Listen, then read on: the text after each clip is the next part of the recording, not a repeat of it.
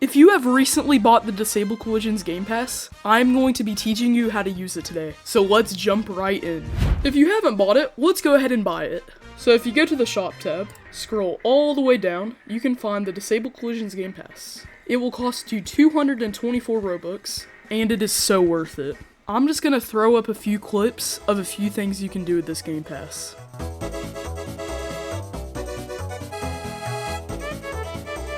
So for this tutorial, we're going to be using a basic primitive. So you should be able to just enable it. Now you can do this without the Disable Collisions Game Pass, but on your tab right here, you can find the colors, and you can change it, blah blah blah blah blah. Obviously this color palette will be using another Game Pass. The material button will just change your material. So for this example, we're probably going to use sandstone, and I'm probably just going to find a nice little color for this. Precision build mode.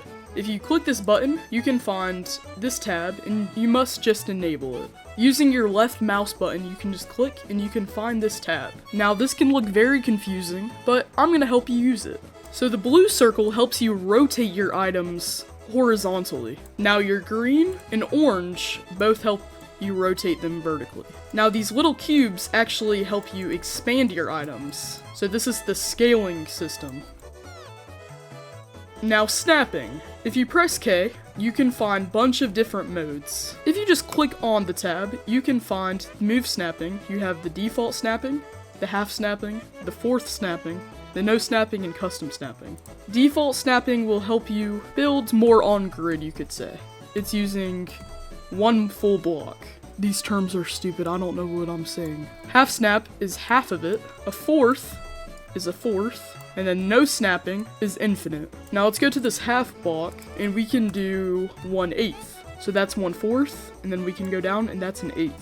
Now we can do the same thing for rotation. So you have a 45 degree, then here is 22.5, and then half of that is 11.25. And then you can do the same thing for custom snapping, and obviously no snapping. And to automatically do it, you can press L. Now space. First of all, you can press J to switch them. Now global space helps you build a line to the grid. So say you have just this random block right here. Now using global space, it's going to align to the grid. So that's very nice. And then relative space is what you should be using. So let me do this example again. It will stay with whatever piece it's on. My terms are getting insane, guys. Okay, now that you've experimented with all this stuff, now we can mess around with what Disable Collisions is good for. Okay, so right now I'm just building a rock face, and as you can see, these pieces are going inside of each other. And that's really what you can do within Disable Collisions. It's crazy how detailed things can get. So I've created this nice little rock piece, so it's very sweet.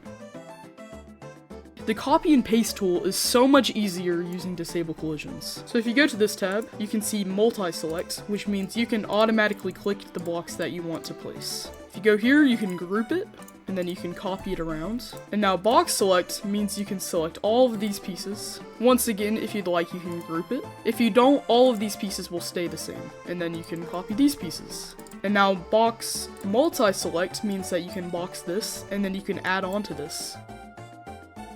And now finally, if you click on a block with the picker tool, if you disable precision build mode, you can see all of these snappings. So I'm just going to use 0 snapping, and with your R, you can rotate. Your control, you can control the height. The shift, you can lock your height.